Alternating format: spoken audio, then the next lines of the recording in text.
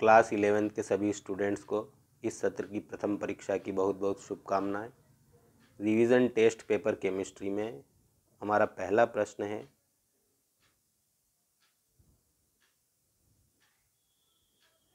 जल का मोलर द्रव्यमान।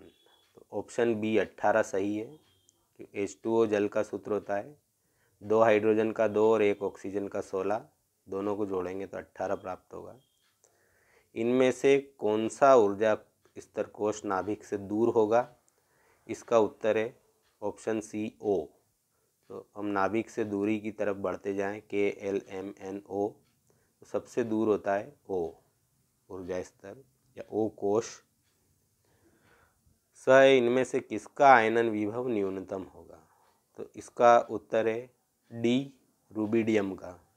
ये प्रथम समूह के तत्व हैं जिनमें समूह में ऊपर से नीचे जाने पर परमाणु और आयन का आकार बढ़ता जाता है, तो संयोजी कोश से इलेक्ट्रॉन निकालना बहुत आसान होता है। तो रूबिडियम का आयनन विभव सबसे कम होगा। N2 की बंध कोटि, N2 अणु की बंध कोटि, तो 2 नाइट्रोजन परमाणु से बनता है, ये ट्रिपल बॉन्ड से ये जुड़ते हैं। बंध कोटि इसकी 3 होती है, ऑप्शन ए 3। द्वितीय समूह, लिथियम द्वितीय समूह की किस धातु से समानता रखता है? तो लिथियम प्रथम समूह का तत्व है और द्वितीय समूह के मैग्नीशियम से ये विकर्ण संबंध रखता है, गुणों में समानता रखता है।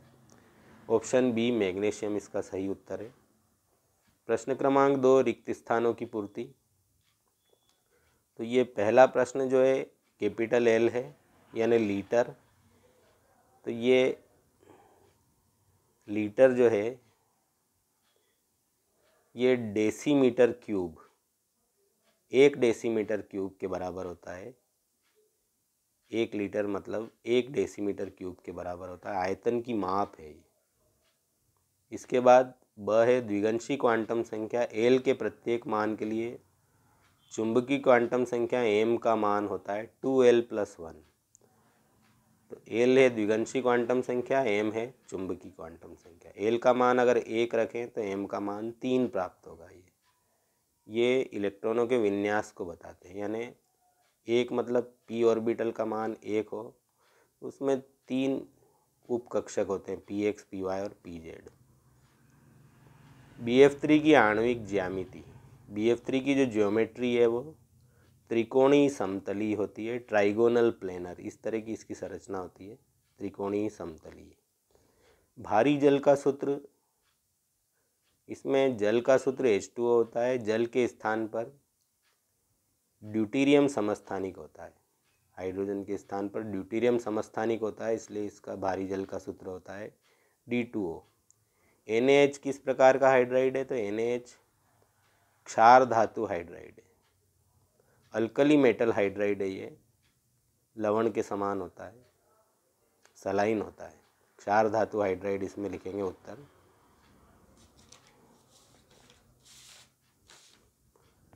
इसके बाद है प्रश्न क्रमांक 3, जोड़ी मिलान। तो ताप का है स, केल्विन में नापते हैं इसको। उत्कृष्ट गैसें E शून्य समूह में पाई जाती हैं। तीसरा S ब्लॉक तत्व, इसमें वर्ग 1 और वर्ग 2 के तत्व आते हैं, क्षार धातु और क्षारीय मृदा धातु में। चौथा हाइड्रोजन है, तो ये वर्ग 1 में आता है, आवर्त सारणी का प्रथम तत्व है। और जल जो है ये उभयधर्मी प्रकृति का होता है, ऑप्शन अ। अम्लीय और क्षारीय दोनों के समान व्यवहार ये करता है। फिर प्रश्न क्रमांक जो 4 है, तो प्रश्न क्रमांक 4 क्या है? पहली बोर त्रिज्या का मान। तो A0 से इसको डिनोट करते हैं और इसका मान होता है 5.3 गुणित 10⁻⁻11 मीटर। पहली बोहर त्रिज्या का मान नील्स बोहर ने बताया था, ये उन्हीं के नाम पर इसको बोहर त्रिज्या का नाम दिया है।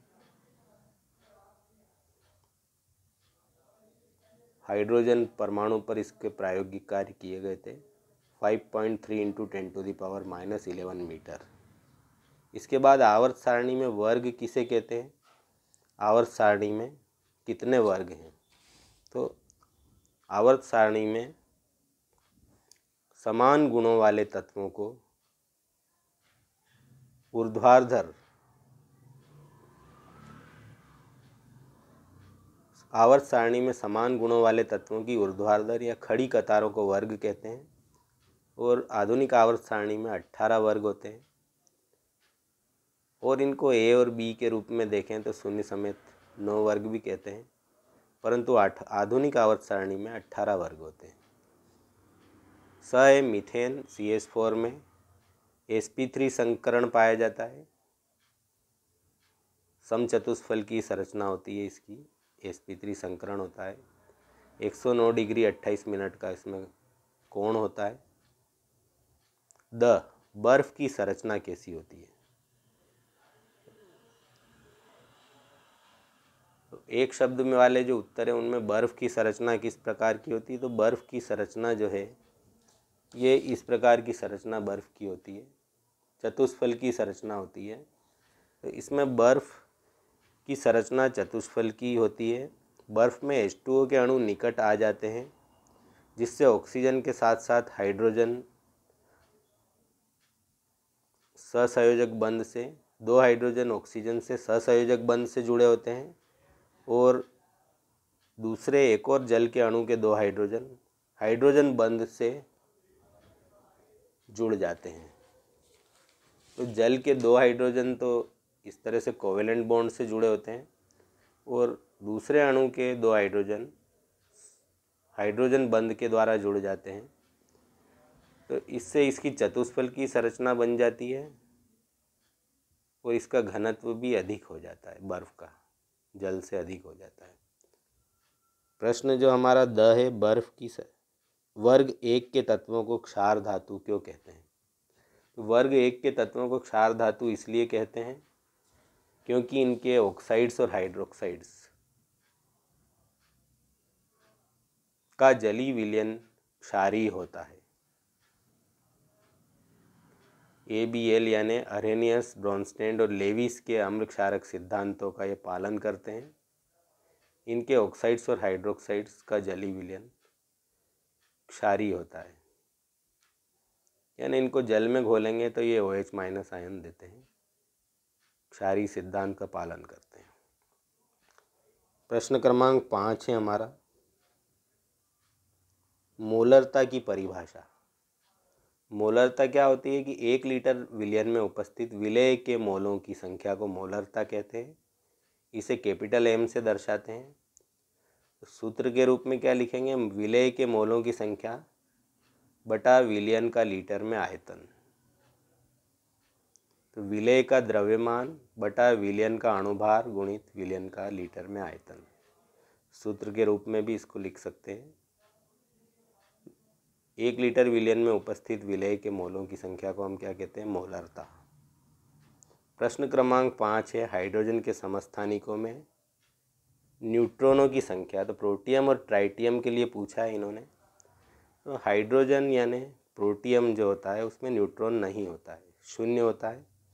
ड्यूटेरियम में 1 न्यूट्रॉन होता है और ट्राइटियम में 2 न्यूट्रॉन होते हैं। तो नाभिक में न्यूट्रॉन और प्रोटॉनों की संख्या का योग ही परमाणु भार होता है। इसलिए हम कह सकते हैं कि प्रोटियम में न्यूट्रॉन नहीं होता है, केवल प्रोटॉन होता है। इसलिए हाइड्रोजन का क्रमांक भी 1 है और परमाणु भार भी 1 है। ड्यूटेरियम में 1 प्रोटॉन और 1 न्यूट्रॉन होता है, इसलिए इसका भार क्या हो जाएगा? 1 और 1 2। और ट्राइटियम का भार हो जाएगा 3, इसीलिए इसका नाम ड्यूटेरियम रखा है। और ट्राइटियम का परमाणु भार 3 होने से इसका नाम ट्राइटियम रखा है। प्रोटियम में न्यूट्रॉन नहीं होंगे और ट्राइटियम में 2 न्यूट्रॉन होंगे। पोटेशियम और रूबिडियम का इलेक्ट्रॉनिक विन्यास पूछा है 7वें प्रश्न में।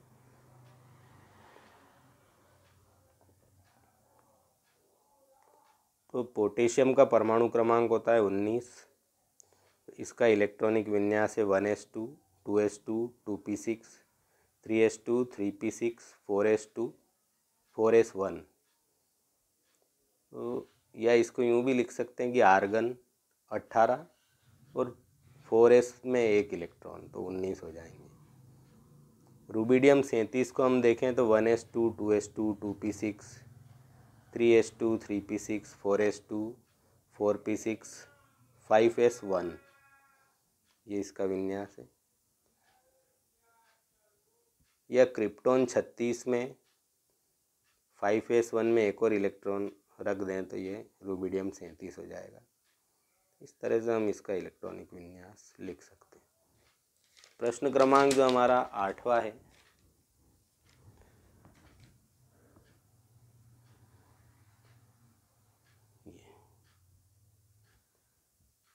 सेकंड जो ग्रुप है हमारा वर्ग 2, इसमें कितने तत्व हैं? तो 6 तत्व इसमें होते हैं। Beryllium, magnesium, calcium, strontium, barium और रेडियम। बेटा मांगे कार स्कूटर, बाप ready. Beryllium, magnesium, calcium, strontium, barium और रेडियम, नाम इनके ये हैं। 6 तत्व होते हैं वर्ग 2 में। प्रश्न क्रमांक जो 8वां है हमारा,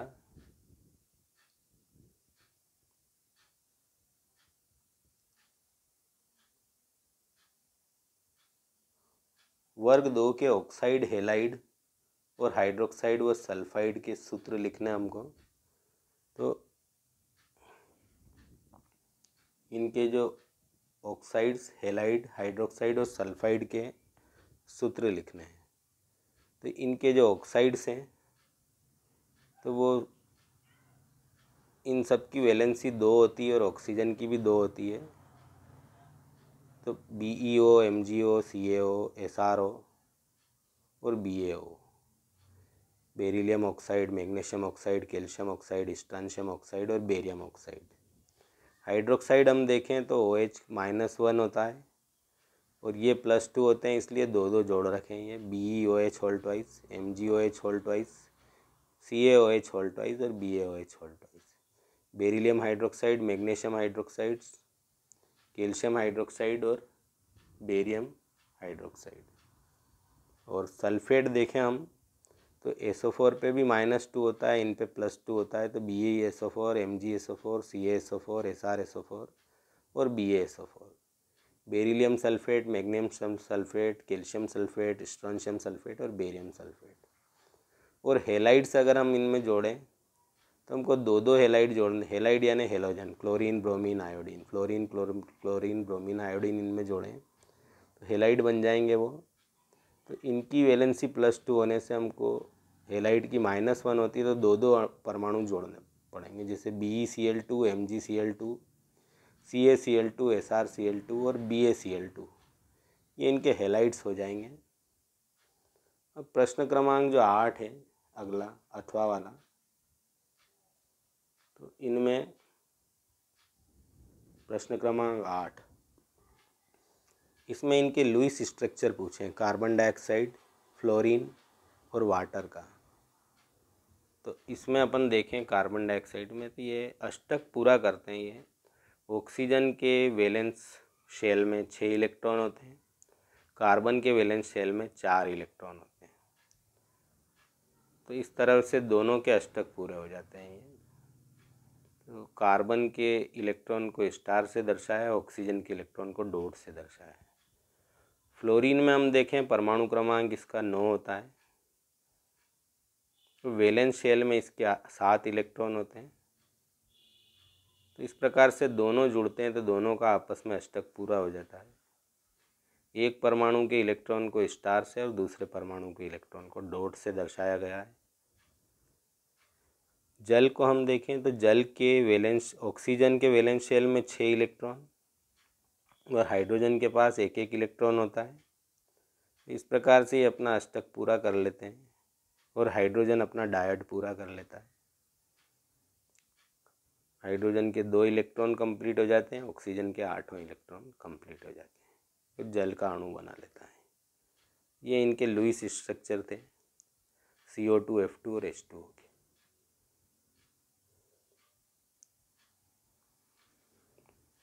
तो ये 8 प्रश्नों के उत्तर हमने